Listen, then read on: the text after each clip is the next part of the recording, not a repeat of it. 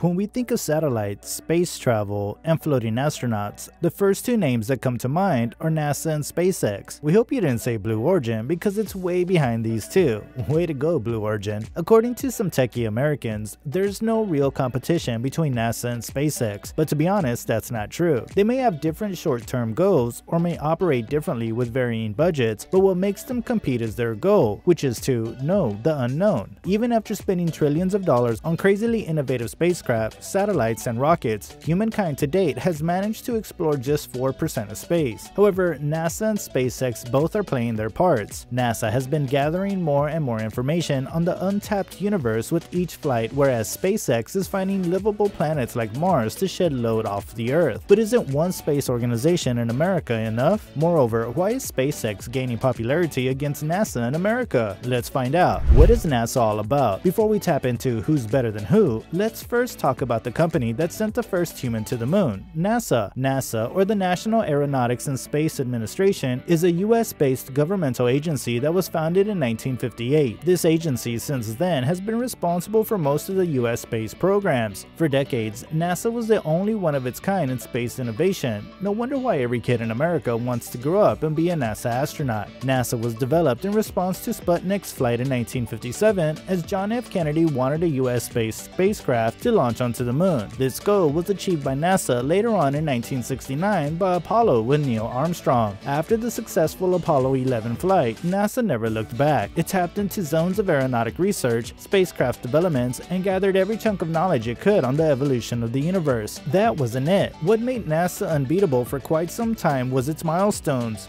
It achieved almost all its goals, from launching satellites in space to making crafts that orbit the Earth and check humans' ability to survive in space. But if everything was going good, why was there this need for a new space engineering company? Was NASA really so perfect? Keep watching to find out. What is SpaceX all about? Now let's talk about the new hero of the story, Elon Musk's SpaceX. Elon Musk, the CEO of Tesla, one of the richest men on Earth, felt the need of creating a privately owned, high-performing space organization in the USA. The vision of Elon's was pretty different from that of NASA. Being a techie businessman, he created this organization as SpaceX for space exploration in 2002 with the seemingly unattainable goal of reducing the overall space travel costs and the modernization of the existing aeronautical industry. Elon Musk was a man with a plan. In his opinion, the space agencies could have done better and were lagging to a great count. Elon started his hustle with Falcon 1, which was meant to be the first privately funded flight that used Merlin engines, which surprisingly reduced the cost of the craft. Unfortunately, this flight was unsuccessful, but it didn't stop SpaceX from innovating. After that, SpaceX tapped into the zone, creating low-cost flights and focused on the making of reusable spacecraft, as all their earlier spacecraft were for one-time use and required billions of dollars to construct and operate. In 2012, SpaceX sent the first successful commercial flight to space, which was the Dragon capsule, and created history as it was privately funded. After that, in August 2012, SpaceX won the contract of NASA to create a reusable craft, and then Elon's SpaceX created Falcon 9, which according to him could be reused not once, but many times at much cheaper cost. After all these developments, SpaceX began to shine a lot more than NASA and was becoming the most popular space engineering agency. Why was NASA lagging behind? Now the question was, if a new private company could come out of nowhere and do a better job, then why couldn't NASA do all of this? And why was it lagging behind? NASA was indeed unbeatable for decades, and its sky-high developments were always the talk of the town. But the downfall of NASA started when it stopped innovating for decades. It started when the citizens started talking about NASA giving off most of its tasks as contracts to companies like Blue Origin, SpaceX, and Rocket Lab. NASA's most famous two projects that were promising were the Space Shuttle program and SLS. The Space Shuttle program aimed to create a rocket that can be reused hundreds of times. This project was a brilliant and ambitious project which could have been NASA's greatest achievement, as this was launched ages before Falcon 9 was made. Unfortunately, Space Shuttle was not even close to what NASA wanted to develop. Each Space Shuttle relaunch used to cost $500 million to NASA. Not to mention, the major goal was to create a reusable rocket to reduce the manufacturing cost. But the total cost of the Space Shuttle project was $196 billion,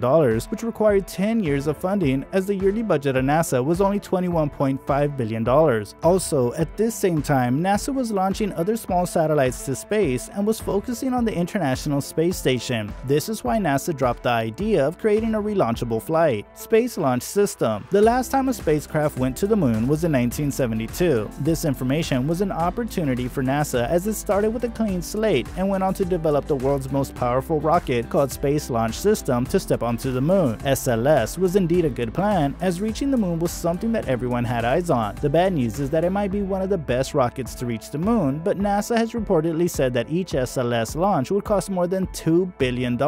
In comparison, the Starship, small craft of SpaceX, has lowered the space travel cost to $2 to $3 million, which is seemingly unbeatable for NASA with any of their crafts. But why is such a great organization like NASA getting defeated like that? Let's dig deep into the reasons. What is SpaceX doing that NASA couldn't do? The issues with NASA were not only the innovation and fall, but also the shortcomings of the system and the flaws in operations that were taking NASA down. Let's discuss each one by one. Number 1. Government versus private entity. We all know that NASA is government funded, whereas SpaceX was a private company. But does that affect the company's operations? The answer is yes. NASA is funded by taxpayer money, which is why they focus more on performance and less on cost reduction. Being a government agency, this organization has been controlled by presidents who had very little knowledge of innovations in spacecrafts. Presidents and government officials were more interested in programs that get them popularity and high votes. On the contrary, SpaceX was owned by Elon Musk, who's always been into innovations. Not only that, but SpaceX inventors also had trust in Elon's ideas of development, productivity, and cost reduction. This was the reason behind SpaceX's growth and NASA's downfall. For instance, for NASA, George Bush in 2004 approved the Constellation plan that was for reaching the moon with a rocket named Ares, which cost $9 billion. After Obama came into power, he stripped off the Ares plan and asked NASA to start working on SLS as he found it beneficial. Then after years of research, when Trump took the lead, it convinced NASA to focus on the moon trip again. Number 2. Better goals. SpaceX had multiple short-term and long-term goals. Like NASA, it doesn't tap into boundaries it cannot achieve. Though SpaceX has had its fair share of failures, their plan of Starship, Starlink high-speed internet, and Dragon flights were extremely successful. The Dragon flight as a replacement to the space shuttle cost billions of dollars to NASA, when the Dragons per seat cost only $55 million and the crewed flight costs were $160 million.